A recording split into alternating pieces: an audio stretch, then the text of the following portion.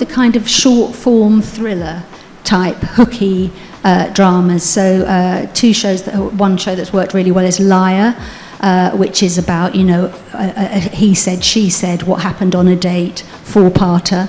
That did really well. Another show that did well here was a show called Blood, Masoom in Hindi, and that was about, did a girl's father kill her mother or not?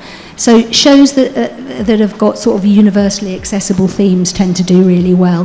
One of the other things, though, is that our show Rise and Fall, which is an unscripted format, which was 12 episodes in the UK and is being made here as 40 episodes.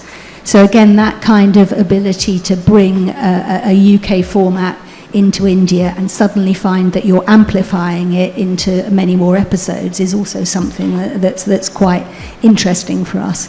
But I would say generally shows with some kind of universal theme, either in the scripted space or something that's been big in other territories in the non-scripted space.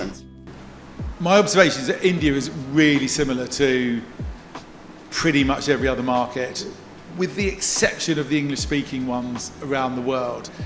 You could be having the same conference today with German broadcasters and German producers going, the business model is, I wouldn't go so far as broken, but the business model is making everything really challenging. How do we find ways to adapt going forward?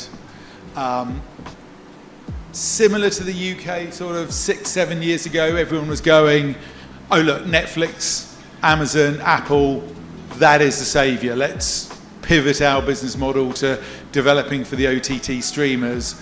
And there was a brief window where they were commissioning a lot. Now it's much, much harder to get shows away. And that any UK, German, French production business has to be underpinned by its domestic production, with the sort of opportunity of a little bit of exploitation potentially on top, and the global OTT streamers being a sort of overperformance opportunity every couple of years. So it did worry me a bit this morning, people thinking, right, it's all about how do we internationalise, how do we get our shows on streamers. I think you've got to adjust your business models to make sure that it works in your domestic market for the revenues that are within the territory, and then understanding what opportunities are beyond that. And then the third thing to add is we are also interested in taking Indian unscripted formats into the international market. So there's one that Zein and his team commissioned, which was a straightforward stars versus chefs TV series. Again, really good production values. Indian stars are proper Hollywood box office, so you put them on screen and they bring a show alive, and there's been a sort of good response to that internationally. So that's the other area of opportunity.